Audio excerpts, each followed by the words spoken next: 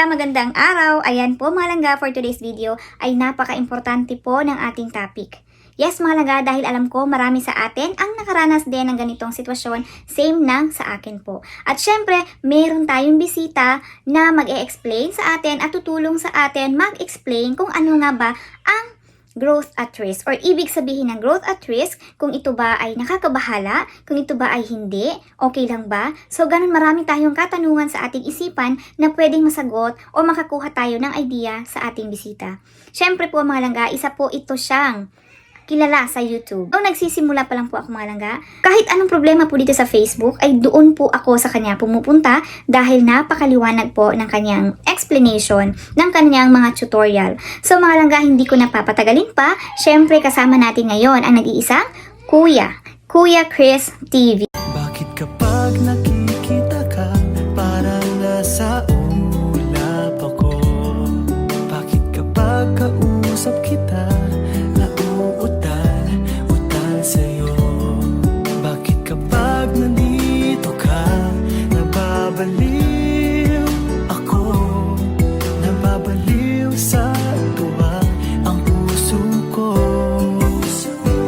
Sa isang sulat mo ay nabihag ako, para bang O diba, napakagwapo ng ating bisita, nakakakilig. O diba mga langga, so ayan mga langga, pakinggan natin yung explanation niya kung ano yung ibig sabihin ng growth at risk. Noong time kasi ito na mga langga, baka magtaka kayo, pumasok kasi siya sa aking live, hindi ko inaasahan na papasok siya. So nung pumasok siya mga langga, ay hindi na ako nagpatumpik-tumpik pa. Talagang tinanong ko yung problema ko about nga sa growth at risk at ito yung sagot niya. So sa ganitong paraan mga langga, gusto kong i-share sa inyo para magkakaroon kayo ng idea kung ano ba talaga ang ibig sabihin ng growth at risk. So 50-50 yan, 50 yung ano niyan, average niya, no?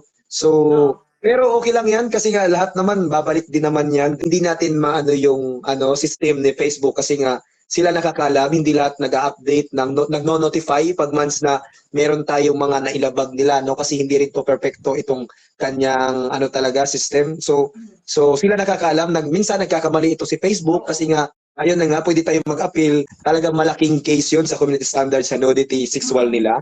No, so dahil na-accept mo rin na guilty ka, so dinilit mo. Pero matagal na yan, no? So antayin na natin na magbigay tayo ng good performance. Ay, babalik din naman yan. Kung na-monetize ka sa Instagram ads, sa Reels, wala. Isa yun sa dahilan, no? So in-accept mo yun, nagkaroon ng issue. So malaking case yan. Yang nudity sexual ang nangyari dyan. So possible talaga na isa yan sa dahilan. Pero kung ikaw ay profile page yan, matagal kasi i-review ni Facebook yung page eh. Ang priority niya is yung mga talagang mga profile, no? So, patuloy lang. Mga short video mo, pwede mo yan i-upload sa mismo newsfeed. Kung ikaw ay monetize sa Instagram ads, para mabigyan siya ng ads. O diba mga langga, sana may natutunan kayo for today's video.